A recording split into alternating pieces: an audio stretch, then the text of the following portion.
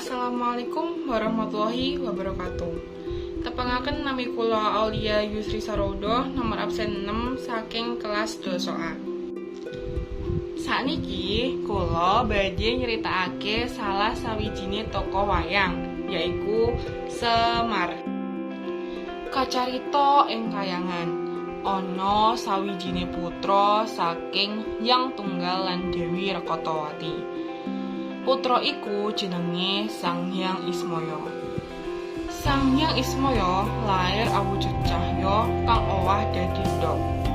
Putih ndokipun dadi Sang Hyang Ismaya. Sang Hyang Ismaya duweni garwa jenenge Dewi Kanastren.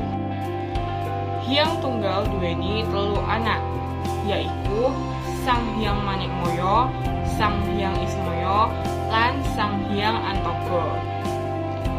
Ketelu anak iku rumangsa paling sekti kang pantes dadi kang nguasani alam kayangan. Amarga iku gak ana kang gelem ngalah. Akhire Hyang Tunggal menehi syarat. Sapa kang sambung melek Gunung Mahameru lan muntahake malih, ikulah kang duweni hak marang dampar keprabon kayangan. Wektu Sang Hyang Ismaya njajal, dheweke kasil ngelok Gunung Mahameru, nanging ora iso muntahake malih. Dijajal lewat dubur, tetep ora kasil. Dadine Gunung Mahameru ana ing jerone padarane Ismaya. Awit saka tumindake, Sang Hyang Ismaya diweni dawuh karo bapake, yaiku Hyang Tunggal kanggo mudhun ing donya lan tumindak dadi pamong kanggo manungsa kang duweni budi apik.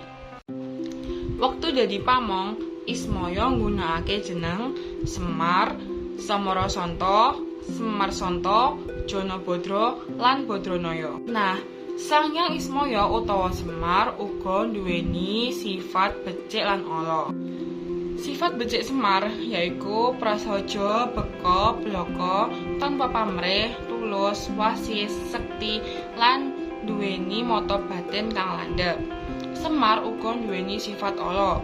Sifat alane Semar yaiku ora tau banget susah utawa bungah. Cekap semanten kang saged kula critakake. Matur nuwun. Wassalamualaikum warahmatullahi wabarakatuh.